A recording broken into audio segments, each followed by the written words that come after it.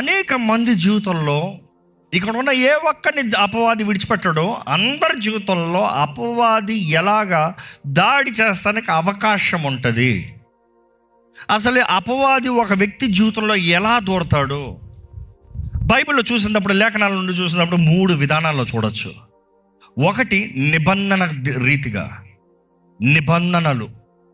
నిబంధనలు అనేక సార్లు చూసినప్పుడు కొంతమందికి అర్థం కాదు, నాకు ఎందుకు ఈ కష్టము, మా ఇంట్లో ఎందుకు పలానా వ్యక్తి ఈ వ్యాధితో మరణించాడు, తాత ఆ వ్యాధితో మరణిస్తాడు, దాని తర్వాత ఆయన బిడ్డ ఆ వ్యాధితో మరణిస్తాడు, అంటే నీ నాన్న, దాని తర్వాత నీ సహోదరుడు అదే రీతిగా మరణిస్తాం. ఎందుకు వీరందరికీ ఇదే సీక్వెల్, ఇదే ప్యాటర్న్, ఇదే రీతిగా మరణము ఒకరి తర్వాత ఒకరికి ఇదే జబ్బు వస్తుంది? ఎప్పుడైనా విన్నారో? నేను చాలా కుటుంబాల్లో విన్నా, వీరు క్యాన్సర్తో మరణించారు, వీరు క్యాన్సర్తో మరణించారు, వీరు క్యాన్సర్తో. ఎందుకు సేమ్ రిపీట్? లేకపోతే కొంతమంది జీవితాలు చూడండి, గర్భఫలం ఉండదు, వారికి గర్భఫలం లేదు, వీరికి గర్భఫలం లేదు, వీరికి గర్భఫలం లేదు. ఆ ఇంట్లో 4 ఉంటే 4కి గర్భఫలం ఉండదు. ఎప్పుడైనా గమనించారు ఎందుకు గర్భఫలం ఉండదు? ఇంకా కొన్ని ప్యాటర్న్స్ చూసినప్పుడు కొంతమంది స్టాగ్నేషన్, జీవితంలో ముందుకు వెళ్ళలేరు, వర్ధలింపు ఉండదు. ఎంత కష్టపడినా, ఎంత ప్రయాసపడినా, ఎంత పోరాడినా ఆశీర్వాదం ఉండదు, అభివృద్ధి ఉండదు, ఏ మేలు జరగదు. వారు ఎంతో ఆశపడుతూ దేవునికి ప్రార్థన చేస్తూనే ఉంటారు. కేవలం ప్రార్థన చేస్తే చాలదు. ఈరోజు ఈ మాటలు వినబోతున్నాడు, జాగ్రత్తగా. కేవలం ప్రార్థన కాదు, ఏమి చేయాలో తెలిసి చేయాలి. బైబిల్లో నియమాలు తెలియజేయబడుతుంది. బైబిల్లో ఏ రీతిగా అపవాదిని పోరాడాలో పౌలు అంటాడు, మన సర్వాంగ కవచం ధరించుకునేటప్పుడు అపవాది తంత్రములు ఎరిగిన వారిగా. వాడు ప్యాటర్న్ తెలుసుకోవాలి, వాడు ఏ రీతిగా దాడి చేస్తాడు. దేవుడు అవనే అపవాదం అవనే ప్రాముఖ్యంగా ఒక వ్యక్తి జీవితంలో పని చేయాలంటే నిబంధనలండి. దేవుడు వాక్యంలో కూడా చూడండి, పరిశుద్ధ గ్రంథంలో చదివితే అందరూ నిబంధన. పాత నిబంధనలు మొత్తం బైబిల్లో చూస్తే 7 ప్రాముఖ్యమైన నిబంధనలు చూస్తాం. అందులో 5 ముఖ్య ఆధారమైన నిబంధనలు చూస్తాం. అందులో చూసినప్పుడు అబ్రహాముతో చేయబడిన నిబంధన, మోషేతో చేయబడిన నిబంధన, దావీదుతో చేయబడిన నిబంధన, ఇంకా నోవాతో చేయబడిన నిబంధన, ఇవన్నీ చూసినప్పుడు ప్రాముఖ్యమైన నిబంధనగా కనబడుతుంది. కానీ వీటన్నిటిలో ఎంతో ఘనమైన నిబంధన అన్నప్పుడు మన యేసుతో చేయబడిన నూతన నిబంధన. అందుకని బైబిల్ చూసినప్పుడు పాత నిబంధన అంతా పాత నిబంధన, కొత్త నిబంధన. బైబిల్ మొత్తం చూస్తే నిబంధనల పుస్తకం అని పిలవచ్చు. ఏంటంట? నిబంధనల పుస్తకం. అది పాత నిబంధన అయ్యా, ఇది కొత్త నిబంధన అయ్యా. ఈ క్రొత్త నిబంధన చూసినప్పుడు ఎవరితో చేయబడింది? యేసుతో చేయబడింది. అందుకని దినాన్న ఎంతగానో రక్షణ గురించి, బాప్తిసం గురించి, క్రీస్తుతో నిబంధనలో ఉండాలనేది ఎంతో ప్రాముఖ్యంగా తెలియజేయబడింది. ఎందుకంటే ఈరోజు దేవుని దగ్గరకు వచ్చేటప్పుడు, దేవా నాకు ఇది ఇవ్వి, నాకు అది ఇవ్వి, నాకు అది చెయ్యి, నాకు ఇది చెయ్యి, నాకు అది జరిగించు, నాకు ఇది జరిగించి అని అడుగుతున్నాము. కానీ ఆయనతో నిబంధనలో ఉన్నామా అనేది తెలవట్లే. నువ్వు నిబంధనలు లేనంత వరకు అపవాది నేను ఏం పోరాడు. ఎందుకంటే నువ్వు వాడికి బానిసగా ఉన్నావు. పాపమందు పుట్టిన వారందరూ ఆడికి బానిసలే. కానీ ఎప్పుడైతే నువ్వు క్రీస్తుతో నిబంధన చేస్తావంటే దెయ్యాలన్నీ నేను పోరాడతానికి వస్తాయి. కానీ ఎంతోమంది అపవాదితో పోరాడటానికి శక్తి లేదని తెలిసి దేవుడి దగ్గరికి రారు, అట్టు వెళ్ళరు. చచ్చిన స్టాగ్నేషన్, బంధించబడిన జీవితము, వంగిపోయిన బ్రతుకు, నలిపివేయబడిన బ్రతుకు, డిప్రెషన్ బ్రతుకు, కృంగుదల బ్రతుకులను బ్రతుకుతానికి అంగీకరించేస్తున్నారు. జ్ఞాపకం చేసుకుందాం, ఏ అపవాదికి మనల్ని బంధించి పెడతానికి అధికారం లేదు, నువ్వు అంగీకరిస్తేనే కానీ. బైబిల్ చాలా స్పష్టంగా తెలియజేస్తుంది. ఈరోజు రక్షణ మన ముందు ఉంది, ఈరోజు విడుదల మన ముందు ఉంది, ఈరోజు స్వతంత్రత మన ముందు ఉంది. నీవు ఏది కోరుకుంటున్నావో అదే నీకు అనుగ్రహించబడుతుంది. జీవము, మరణము, ఆశీర్వాదము, శాపము నీ ముందుంది. ఏది కావాలో కోరుకో. నీ ముందుంది, ఏది కావాలో కోరుకో. నీ ముందు పెట్టాడు దేవుడు. నీవు నిర్ణయిస్తేనే కానీ, నీవు నిర్ణయించిన దానికి తగినట్టుగానే నీవు బ్రతుకుతావనేది బైబిల్ ఎంతో స్పష్టంగా తెలియజేస్తుంది.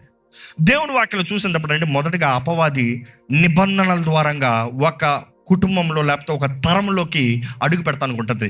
ఎలాగ నిబంధనలు అంటారా? ఎవరో మీ తాత ముత్తాతలు ఏదో ఒక కార్యముల ద్వారంగా వారు అపవాదికి ఒక బలిపీఠం కట్టి, ఒక రక్తాన్ని చిందించి, ఒక కార్యాన్ని జరిగించి, ఇదిగో నా వంశం నీ చేతులకు అప్పచెప్తున్నానంటే అపవాదికి ఆ వంశం పైన అధికారం వస్తుంది. ఈ మాట జ్ఞాపకం చేసుకోండి. దేవుడు అవనే అపవాదం అవనే నీ ఒక్కడి మీద ఇంట్రెస్ట్ కాదు, నీ తరము మీద ఇంట్రెస్ట్. అర్థమవుతుందా? దేవుడు ఆశీర్వాదాలు చూడండి ఎప్పుడో ఒక వ్యక్తికి మాత్రం కాదు, నీ వంశంని, నీ తరముని. You see God is interested blessing the generations. అపవాది కూడా దోచుకుంటాం ఇంట్రెస్ట్ తరాలని. అనేక సార్లు మన పితరులు ఏం చేస్తారో మనం ఎరిగి ఉంటామో, కానీ అక్కడ వారు చేసిన బలులు, వారిచ్చిన ఆ మొక్కుబడులు, వారు చేసిన ఆ నిబంధనలు మన జీవితం మీద పైన ప్రభావితం చేస్తూ ఉంటుంది.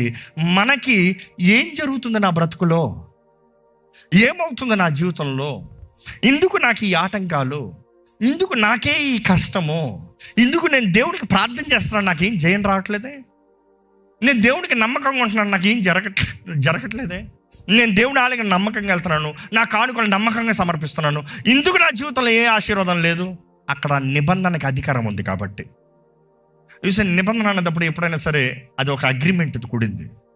అందుకని బైబిల్ చూసినప్పుడు బలిపీఠంలో అన్న మాట అనేక సార్లు చూస్తూ ఉంటాం. దేవుడితో నిబంధన చేసిన ప్రతిసారి బలిపీఠం ఉంటాం, అపవాదితో నిబంధనలో బలిపీఠంలో ఉంటాం. నువ్వు యేసును అంగీకరిస్తున్నావు అన్నప్పుడు అపవాది బలిపీఠం బద్దలు కొట్టాలి.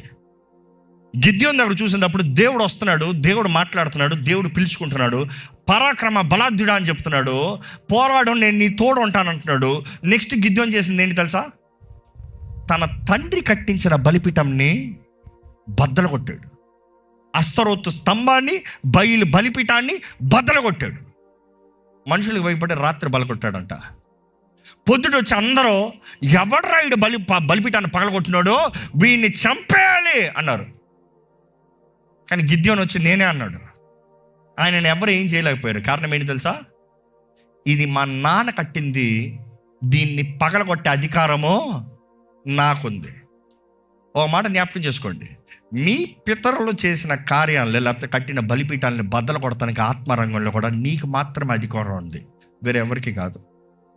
ఈరోజు చాలామంది ఈయన పెద్ద అభిషేకుడు, ఈ సేవకుడి దగ్గరికి వెళ్ళి ఈయన ఏదో చేసేస్తాడంట, ప్రార్థన కోరేద్దాం, ప్రార్థన చేయించుకుంటాం, ఏమైనా జరుగుతుందా? అజ్ఞానంలో ఉన్నావు, ఎందుకంటే నీకు తెలియట్లేదు. నీకు ఉంది రైట్. నేను వచ్చి నీ బలిపీఠాన్ని పగలగొట్టలేను, నీవు నీ బలిపీఠాన్ని పగలగొట్టాలి. నీవు దేవునికి బలిపీఠం కడుతున్నావంటే అపవాది బలిపీఠం పగలగొట్టాలి. ఈరోజు ఎంతోమంది అజ్ఞానంలో ఉన్నారు.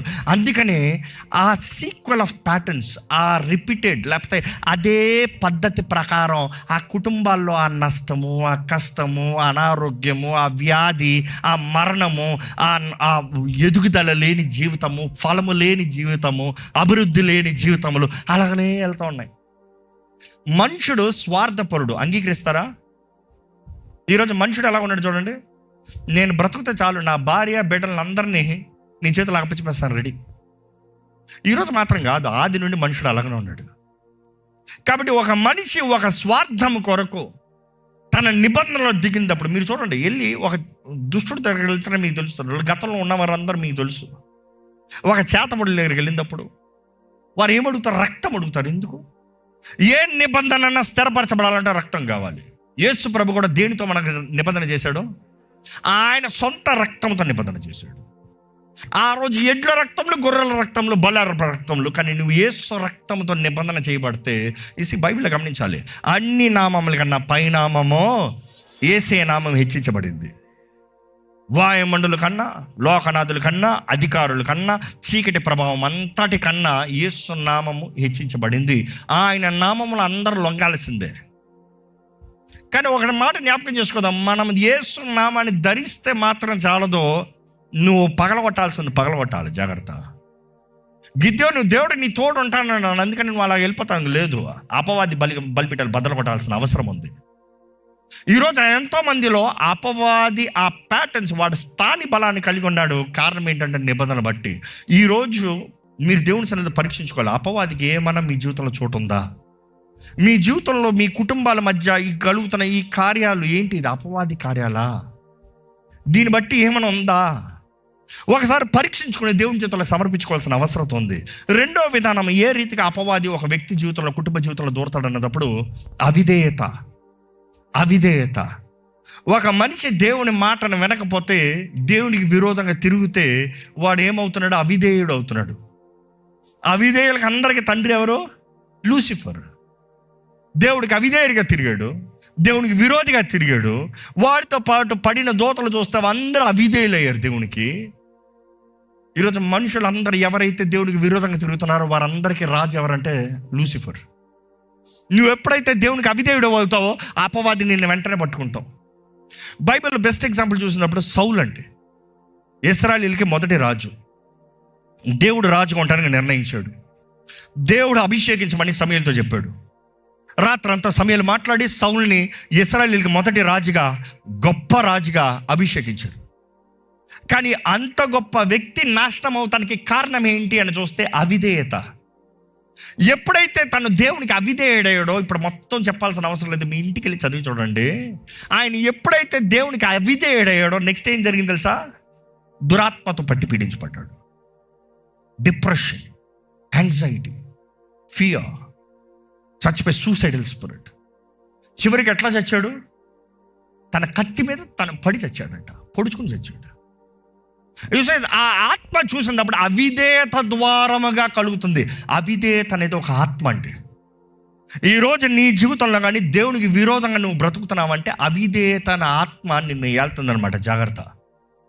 దేవుని చిత్తము జరిగించకుండా, దేవుని మార్గంలోకి వెళ్ళకుండా, దేవుని కార్యాలు చేయకుండా దేవునికి విరోధంగా వెళ్తున్నావు అంటే అవిధేయత అనే ఆత్మ నిన్ను ఏళ్తుందేమో.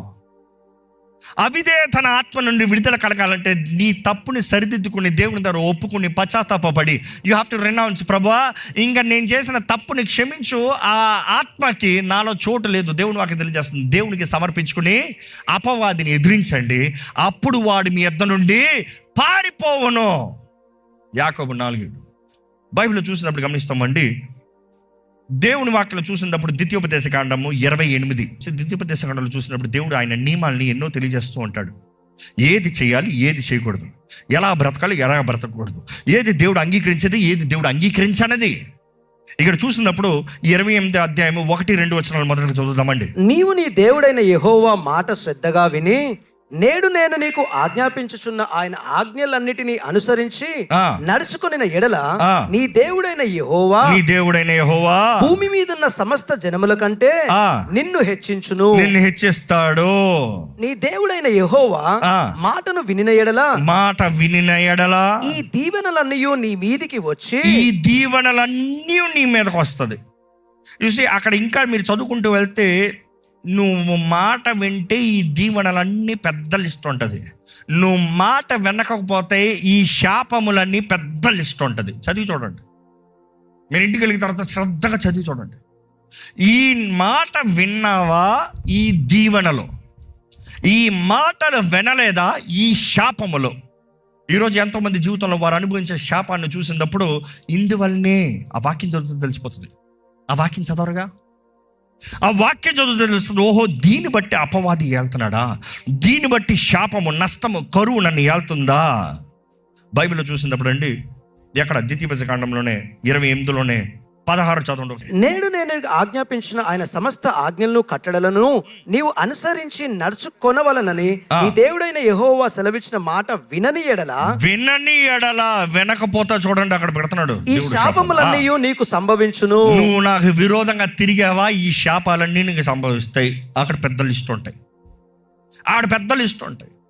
అంటే అపవాది ఒక మనిషి జీవితాన్ని ఎలాగ వెళ్తున్నాడు అనమాట. 1, చేయబడిన నిబంధనలు. 2, మాట వినకపోతాం, డిసొబీడియన్స్, దేవునికి విరోధంగా తిరుగుతాం. ఆయన మాట వినకుండా, ఆయన మాట లక్ష్యపరచకుండా ఆయనకి అవిధేయులుగా బ్రతుకుతాం. 3వది, ఎట్లా ఒక వ్యక్తి జీవితంలోకి దూరి, అపవాది ఎట్లా ఒక వ్యక్తి జీవితంలోకి దూరి ఒక వ్యక్తిని ఎలాగ ఏళ్తాడు అన్నదప్పుడు చూస్తే బైబిల్ మొత్తంలో చక్కగా తెలియజేయబడుతుంది. అజ్ఞానము ద్వారముగా. దేని ద్వారంగా అంట? అందరూ చెప్పండి, దేని ద్వారంగా అంట? అజ్ఞానం. నాకు తెలీదు అంటాం పాపం అంట, తెలుసా? బైబిల్లో తెలియజేయబడుతుంది. నాకు తెలీదు అంటాం పాపం అంట. అజ్ఞానం అనే పాపం. ఈరోజు చాలామంది ఏమన్నా తెలుసా, నాకు తెలీదు. నోరు తెరుస్తా, నాకు తెలీదు, నాకు తెలీదు, నాకు తెలీదు, నాకు తెలీదు. ఇక్కడ ఎవరైనా సరే, మా నాన్నగారు ఎప్పుడు నేర్పిస్తాను, నీకు తెలియదు అన్న మాట చెప్పొద్దు, తెలుసుకుంటానని చెప్పి. కావాలంటే తెలుసుకుంటా అని చెప్తాను. కనీసం న్యాయమైన మాట, నీకు ఇంట్రెస్ట్ ఉందని తెలుసుకోవాలని, సత్యాన్ని తెలుసుకోవాలని. నువ్వు కానీ నాకు తెలీదు, నాకు తెలీదు, నాకు తెలీదు అని ఒక జాగ్రత్త, సాతాను అక్కడే పట్టుకుంటాడు. ఎక్కడ అజ్ఞానం ఉందో అక్కడ వెళ్తాడంట. అనుకుని చూడండి, మీ పేరు మీద 100 ఎకరాలు రాస్తుంది, మీకు తెలీదు. ఏమైనా ప్రయోజనం ఉందా? ఆ 100 ఎకరాలు ఇంకోటి కబ్జా చేసుకుని బ్రతుకుతాడు. అవసరం చక్కగా బంగ్లా కట్టుకుని వెళ్తాడు. అవసరమైతే నువ్వు ప్రతిరోజు ఆ బంగ్లా ముందే వెళ్తూ ఎంత బాగుంది ఈ స్థలం, ఎంత బాగుంది దేవా, నాకు కూడా అవ్వా. దేవా అంటాడు, ఈ వెర్రివాడ, నీ పేరు మీద ఉందరా, అది నీదే, అది నువ్వు తెలుసుకోలేదు. ఈరోజు అజ్ఞానం అనే పాపం, ఎంతోమంది అజ్ఞానంలో బ్రతుకుతూ దేవుని చిత్తం ఎరగని వారుగా, దేవుని నియమాలు ఎరగని వారుగా, దేవుని సహాయము లేని వారుగా, దేవుని శక్తి లేని వారుగా, అపవాది ద్వారంగా బానిసలైన బంధించబడిన వారుగా మనుషుడు బ్రతుకుతున్నాడండి.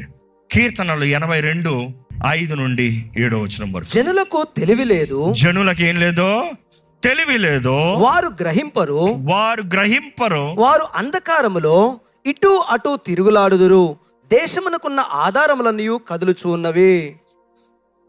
జనులకు తెలివి లేదు, వారు ఏం చేస్తారంట?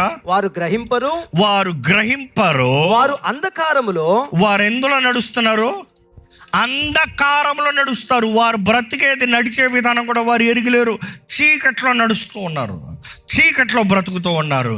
కానీ ఈరోజు ప్రభు అయిన యేసు నామములో మీకు తెలియజేస్తానండి, యేసు ప్రభు ఈ లోకంలోకి వచ్చినప్పుడు ఆయన వెలుగుని తీసుకొచ్చాడు. చీకట్లో అంధకారంలో ఉన్న వారిని ఆయన వెలిగిస్తానికి ఆశపడుతున్నాడు. చీకటి బ్రతుకుల్ని వెలిగించి ఆయన జ్ఞానంతో నింపాలని ఆశపడుతున్నాడు. పరిశుద్ధాత్మ ఆదరణకర్త, సహాయకుడిని మనకిచ్చి మన జీవితాన్ని శక్తితో, బలంతో నడిపించాలని ప్రభు ఆశపడుతున్నాడు. ఈరోజు పిరిగి బ్రతుకు, ఓటబ బ్రతుకు, చేతకాని బ్రతుకు, బంధించబడిన బ్రతుకు మీకు అక్కర్లేదు. దేవుని ఆశ మనము ఫలించి అభివృద్ధి చెందాలి. నిన్నటి దినం ధ్యానించు, ఫలించి అభివృద్ధి చెందు. మొన్న ధ్యానించు, ఫలించి అభివృద్ధి చెందు. నువ్వు ఫలించాలి. చీకట్లో ఫలించలేవు. చీకటి లేకుండా ఒక మొక్క ఎదుగుతుందా? చీకటి లేకుండా, సూర్యుడు లేకుండా ఒక చెట్టు ఎదుగుతుందా? ఎదగదు, చచ్చిపోతుంది. 1 రోజు 2 రోజులు అయితే సరిగానే అసలు సంవత్సరం అంతా లేదంటే. ఈరోజు దేవుని వెలుగు లేక ఎంతోమంది జీవితాల అంధకారంలో చచ్చిన స్థితుల్లో ఉన్నారు. దేవుడు వాక్యలో చూసినప్పుడు అండి, ఈ ఆత్మీయ రంగము, దేవుడు అంటున్నాడు, నేను నీ రక్షకుడిని, ఈ ఆత్మీయ రంగం నీ ఎరిగి ఉండు. ఆత్మీయ రంగంలో నువ్వు సరిగా ఉంటే శరీర రంగంలో అన్నీ సరిగా అవుతాయి. జీవితంలో ఏదైనా సరిలేదంటే శరీర రంగంలో జ్ఞాపకం చేసుకోండి, ఆత్మ రంగంలో ఎలాగ ఉందో చూడండి. ఆత్మ రంగంలో ఫస్ట్ ఫిక్స్ చేస్తే, సరి చేస్తే శరీర రంగంలో ఆటోమేటిక్ ఫిక్స్ అయిపోతుంది. ఇంకో మాటలు చెప్పాలంటే, వేరులు బయటికి కనబడవు, కానీ వేరులు సరిగా ఉంటే చెట్టు సరిగా ఉంటుంది. వేరులు సరిగా ఉంటే దాని ఫలము మంచిగా ఉంటుంది. వేరు సరి లేకపోతే బయట ఎండిపోతుంది. ఇది లేని నెక్స్ట్ రోజు అవ్వదు, స్లోగా అవుతుంది. నీ ఆత్మీయ జీవితం కూడా దేవునికి దూరంగా పోయి, మోసపోయి చీకట్లో బ్రతికేవనుకో, నువ్వు ఎల్లగా వెంటనే ఏం అవ్వలేదు అనిపిస్తుంది. కానీ ఎల్లగా చీకటి, అంధకారము, బంధించబడిన జీవితం నాశనంలో మిగులుతుంది. దయచేసి ప్రభు మా వాక్కు నిన్నప్పుడు జాగ్రత్త పడండి. దేవుడు మనతో మాట్లాడుతున్నాడు, మనం ఆయన సొత్తుగా బ్రతకాలని. దేవుడు మనల్ని విడిపించే దేవుడు. వాక్యంలో చూసినప్పుడు అనేక సార్లు ప్రభు చెప్తూ ఉంటాడు. నిర్గమకాండము 6:6 ఒకసారి చదువుదామండి. కాబట్టి నీవు ఇజ్రాయెలుతో ఇలాగు చెప్పుము, నేనే యెహోవాను, నేను ఐగుప్తులను మోయించు బరువుల క్రింద నుండి మిమ్ములను వెలుపలకు రప్పించి వారి దాసత్వములో నుండి మిమ్ములను మిమ్మల్ని విడిపించి నా బాహువును చాపి గొప్ప తీర్పులు తీర్చి మిమ్మును విడిపించి మిమ్మును నాకు ప్రజలుగా చేర్చుకొని మీకు దేవుడనై ఉందును. మీకు దేవుడినై ఉండను, మిమ్మల్ని విడిపిస్తాను. I will rid you out of your bondage, out of their bondages. దేవా, నా బంధకాల నుండి నన్ను విడిపించి ప్రభువా. గట్టిగా కేక వేస్తారా?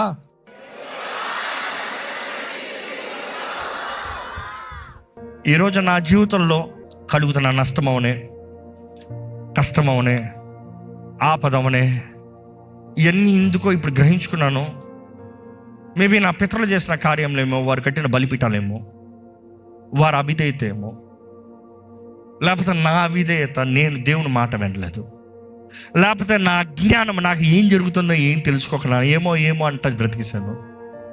ఈ సమయం నా జీవితాన్ని దేవుని చేతుల్లో సమర్పించుకుంటున్నాను. ఆయన నన్ను వెలిగించాలి, నన్ను విడిపించాలి, నా జీవితం ఫలించాలి, నా జీవితంలో జయం ఉండాలి, నా జీవితంలో స్వతంత్రత కలగాలి, నా జీవితం క్రీస్తు సాక్షిగా బ్రతకాలి, నా జీవితంలో ఆనందం ఉండాలి.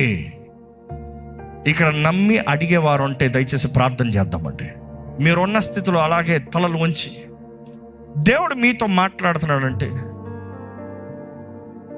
దేవునితో చెప్పండి, యేసయ్యా నన్ను విడిపించయ్యా, నా జీవితంలో కావాల్సిన విడుదల దయచేయ్యా, నా జీవితంలో జయము దయచేయ్యా, నా జీవితంలో నీవే కార్యం జరిగించు ప్రభా, నా జీవితంలో కావాల్సిన స్వతంత్రత దయచేయి ప్రభా, నా జీవితంలో నీ శక్తిని కనబరచు ప్రభా, నీ విడుదల నేను చూడాలయ్యా.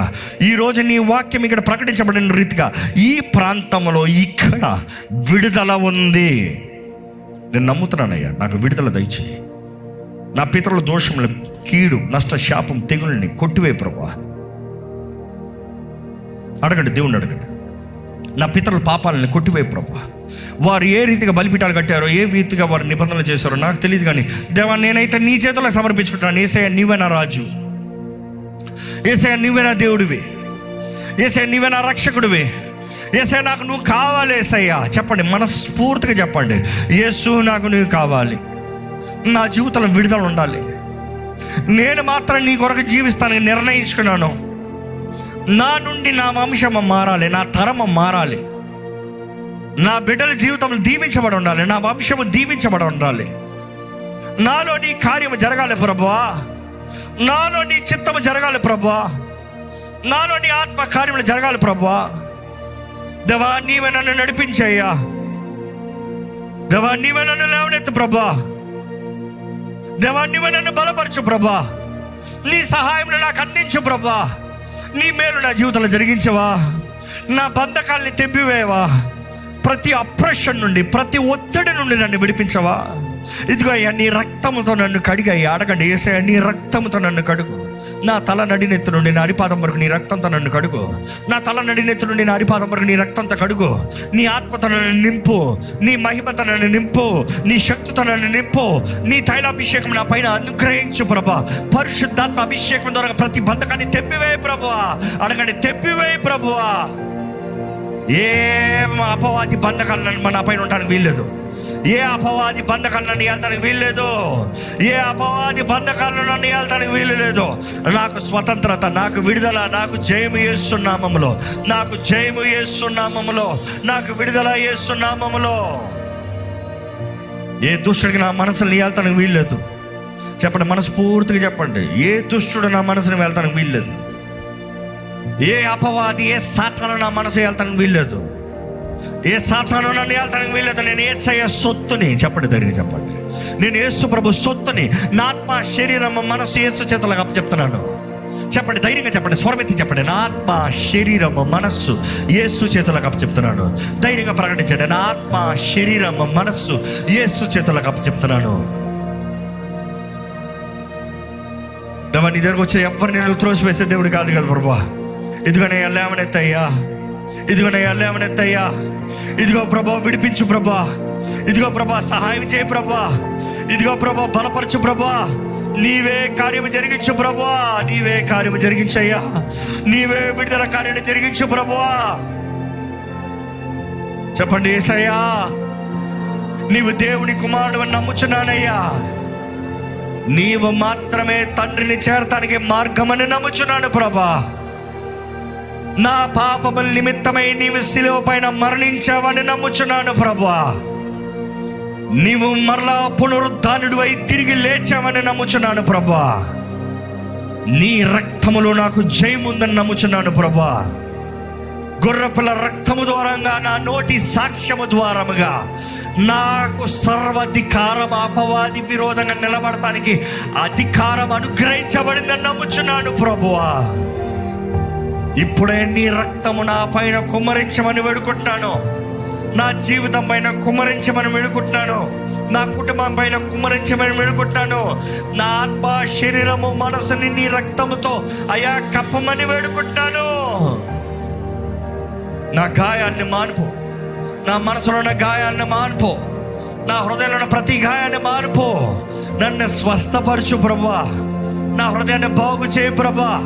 ప్రతి ఒత్తిడి నుండి, కలవరం నుండి, ప్రతి అపవాది కార్యాల నుండి నన్ను విడిపించు ప్రభువా. అపవాది నా జీవితంలో చేసిన ప్రతి గాయాల్ని మానుపో ప్రభువా. నన్ను బాగు చేయ్యా, నన్ను బాగు చేయ్యా. అడగండి, పరమ తండ్రి నన్ను నూతన పరిచయ్యా. మా జీవితంలో నీవేనయ్యా కార్యం జరిగించేది, నీవేనయ్యా. నీవే కార్యం జరిగించే దేవుడు అయ్యా నా జీవితంలో. నమ్ముచున్నాను ప్రభా, నువ్వు కాకపోతే ఇంకెవ్వరు కాదయ్యా. నువ్వు కాకపోతే ఇంకెవ్వరు కాదు ప్రభా. నువ్వు కాకపోతే ఇంకెవ్వరు చేయలేరయ్యా. నువ్వు కాకపోతే ఇంకెవ్వరు ముట్టలేరయ్యా. నువ్వు కాకపోతే ఇంకెవ్వరు లేరు ప్రభా. నీవు మాత్రమే కార్యం జరిగించగలిగిన దేవుడివి. నీవు మాత్రమే సహాయం ఇచ్చే దేవుడివి. నీకు మాత్రమే సాధ్యమయ్యా. నీకు మాత్రమే సాధ్యము ప్రభా. ఇదిగో మా హృదయపూర్వకంగా కృతజ్ఞతాస్తుతులతో నీ దగ్గర మమ్మల్ని మేము సమర్పించుకుంటూ, నీ సహాయాన్ని వేడుకుంటూ, మమ్మల్ని బలపరచువా ప్రభువా. మమ్మల్ని లేవనెత్తువా ప్రభువా. మాకు సహాయం చేయవా ప్రభువా. ఇదిగోనయ్యా, నువ్వు కాకపోతే మా జీవితంలో బాగు చేయగలిగింది ఇంకెవ్వరు లేరయ్యా. నీ పునరుద్ధరణపు శక్తితో మమ్మల్ని లేపయ్యా. రోషము కలిగిన, పౌరుషము కలిగిన క్రైస్తవులుగా చేయ. నెమ్మది, జయము కలిగిన జీవితాలతో మమ్మల్ని జీవింపజేయ. ఏ చీకటి తెగులు మమ్మల్ని వడతానికి వీల్లేదు. ఏ శాపం, అనారోగ్యం మమ్మల్ని వడతానికి వీల్లేదు. ఈరోజు ప్రభా, ఇక్కడ నుండి వెళ్తున్న ప్రతి ఒక్కరూ వారి జీవితంలో ప్రతి విషయంలో నజరేయుడైన యేసు నామములో ఫలించునుగాక అని ప్రకటిస్తున్నాను. వారి చేతి పని నజరేయుడైన యేసు నామములో ఆశీర్వదించబడునుగాక అని ప్రకటిస్తున్నాను. వారు అడుగుపెట్టిన స్థలములో వారికి సమాధానం యేసు నామములో కలుగునుగాక. మా దేహములు నీ ఆలయముగా, మేము నీ సొత్తైన ప్రజలుగా, అధికారము, శక్తి, నెమ్మది కలిగిన జీవితంలో ఇక్కడ ఉన్న మమ్మల్ని ఒక్కొక్కరిని నింపి, నీ నామాన్ని ధరించిన వారు మేము దీవించబడిన వారు. నీ బిడ్డలకు కావాల్సిన స్వస్థత, నీ బిడ్డలకు కావాల్సిన విడుదల, నీకు బిడ్డలకు కావాల్సిన నూతన జయకరమైన జీవితం ఈ రోజు ఈ కూడికల ద్వారా నీ బిడ్డలకు అనుగ్రహించావని నమ్ముతూ నజరేయుడైన యేసు నామములో అడిగి వేడుచున్నాము తండ్రి. ఆమేన్.